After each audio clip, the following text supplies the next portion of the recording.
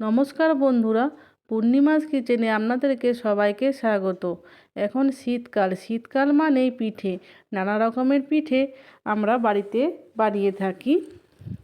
তো আমি আজকে আপনাদেরকে একটা পিঠে রেসিপি করে দেখাবো।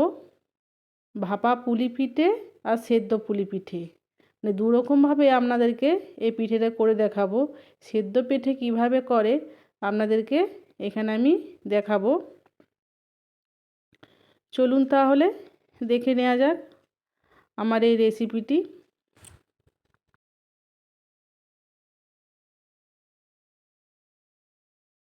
আমি এইখানে একটা কড়াই নিয়ে নিয়েছি। কড়াইয়ের মধ্যে আমি নারকেল পুর তৈরি করব। এই নারকেলটাকে আমি আগে থেকেই কুড়ে রেখেছি। এটাকে আমি কড়াইয়ে হালকা লাল করে ভেজে নেব। দিয়ে তার মধ্যে আমি গুড় দিয়ে দিচ্ছি। এই নারকেল পুরের মধ্যে আমি 2 ডাবুর মতো দুধ দিয়েছি। এতে দুধ দিলে নারকেল পুরটা খুব সুন্দর হয়। আমার পুরটা পুরো রেডি হয়ে গেছে। এবার আমি নারকেল পুরটা নামিয়ে নেব। আর একটা পুর আপনাদেরকে করে দেখাচ্ছি, কলাই পুর।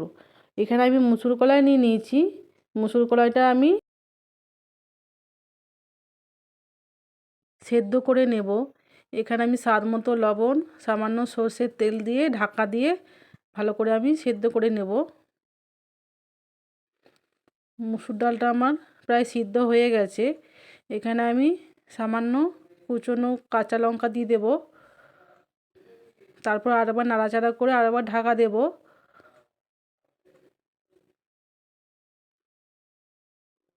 আমার সেদ্ধ হয়ে গেছে পুরোপুরি মুসুর ডালটা। এখানে আমি আদা কুড়ে রেখেছিলাম, জিরে, স্বাদ মতো লবণ আর হলুদ সামান্য দিয়ে, সামান্য ধনেপাতা দিয়ে একবার ড্রাই করে নামিয়ে নেব। দেখুন বন্ধুরা, এইভাবে আমি মুসুর কলাইয়ের পুরটা তৈরি করেছি। এখানে আমি গুঁড়ি নিয়ে নিয়েছি। এখানে আমি সেদ্ধ চালের গুঁড়ি নিয়েছি। আর কড়াইয়ের মধ্যে জল বসিয়েছি। জলের মধ্যে স্বাদ মতো লবণ দিয়ে দিলাম। জলটা ফুটে গেলে আমি এখানে ডোটা এইভাবে তৈরি করব। দেখুন বন্ধুরা, আমার গ্যাসের ফ্লেম কিন্তু হাই ফ্লেমে আছে। জলটা আমার ফুটে গেছে। ফুটন্ত অবস্থায় আমি অল্প অল্প করে গুঁড়ি দিয়ে আমি ডোটা তৈরি করব। এইভাবে আপনারা ডোটা তৈরি করবেন, দেখবেন পিঠে খুবই নরম হয়। সেদ্ধ চালের পিঠে খুবই নরম হয়। এইভাবে আমি অল্প অল্প করে গুঁড়ি দিয়ে আমি ডোটাকে তৈরি করব।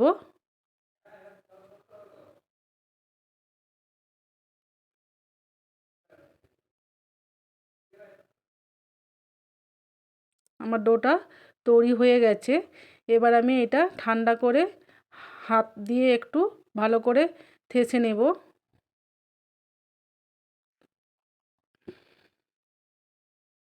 এইভাবে আমি ভালো করে থেসে নিয়েছি।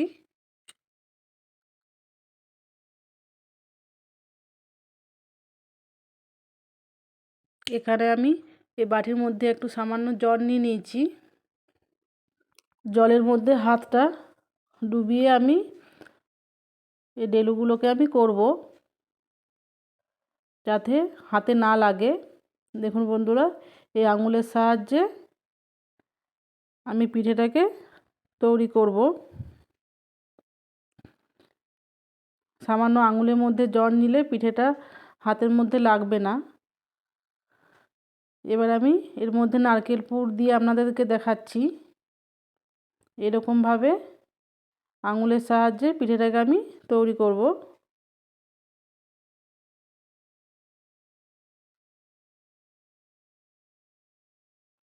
এইভাবে আপনারা দেখুন, এইভাবে পিঠেটাকে আমি আঙুলের সাহায্যে শেপ দিয়ে দিয়েছি।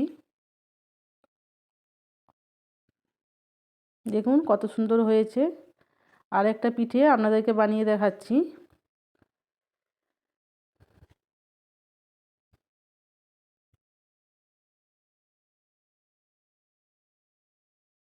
এইভাবে আপনারা করবেন।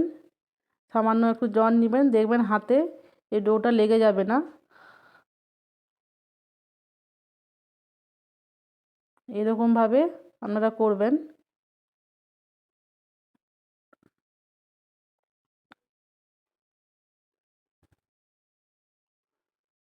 দেখুন কত সুন্দর আমার হয়েছে পিঠেটা।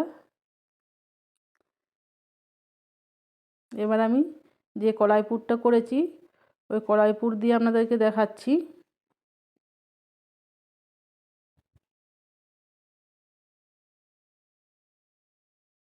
এইটা পিঠেটাকে আমি গোলভাবে তৈরি করছি। 3 রকম শেপে আপনাদেরকে দেখাচ্ছি কেমন করে আমি পিঠেটাকে বানিয়েছি। আর একটা শেপ আপনাদেরকে দেখাচ্ছি।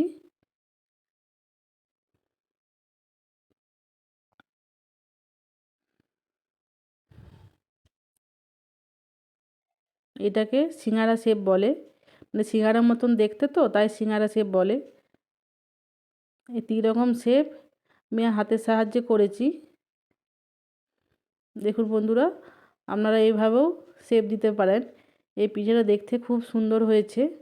এভাবে আমি সব পিঠেগুলো বানিয়ে নিয়েছি। এবার আমি আপনাদেরকে ভাপা পিঠেটা করে দেখাচ্ছি। এখানে আমি সব পিঠেগুলোকে দিয়ে দিলাম। জলটা আমার আগে থেকে ফুটে গেছে। এবার আমি 5 মিনিটের মতন ঢাকা দিয়ে রেখে দিচ্ছি। পিঠেটা আমার হয়ে গেছে, এবার আমি নামিয়ে নেব।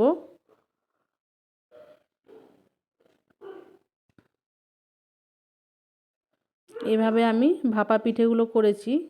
আর আপনাদের সেদ্ধ পিঠে কেমনভাবে করে আমি সেটা আপনাদেরকে দেখাচ্ছি।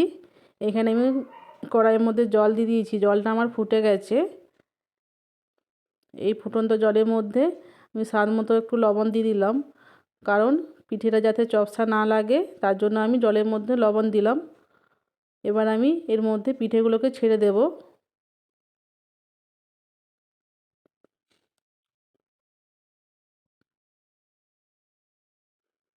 জলটাকে আমি 5-7 মিনিট ভালো করে ফুটিয়ে নেব।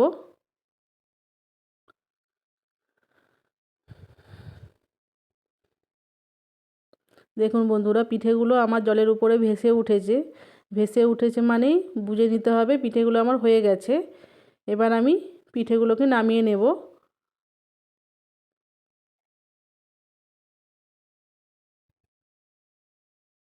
এভাবে আমি জলে সিদ্ধ পিঠেগুলো, বাকি জলে সিদ্ধ পিঠেগুলো এভাবে আমি করে নেব। জলে সিদ্ধ করলে একটা ঝুড়ির মধ্যে পিঠেগুলো রাখতে হবে, না হলে গায়ে গায়ে লেগে যেতে পারে। আমার সব কটা পিঠে তৈরি হয়ে গেছে। এই পুলি পিঠে খেজুর গুড় দিয়ে খেতে খুবই ভালো লাগে। দেখুন আপনাদেরকে আমি একটা পিঠে এখানে ভেঙে দেখাচ্ছি, পিঠেটা কত নরম হয়েছে। দেখুন কত নরম আর সফট হয়েছে পিঠেটা। এইভাবে আপনারা ডোটা তৈরি করবেন, দেখবেন পিঠে খুবই নরম হয়। এবার আপনাদের কলাইপুরটা দেখাচ্ছি। দেখুন বন্ধুরা, কলাইপুরটা কি সুন্দর হয়েছে। আজ এই পর্যন্ত। আমার এই রেসিপি যদি আপনাদের ভালো লেগে থাকে তাহলে আমার চ্যানেলটাকে প্লিজ লাইক, শেয়ার এবং সাবস্ক্রাইব করে আমার পাশে থাকবেন। ধন্যবাদ।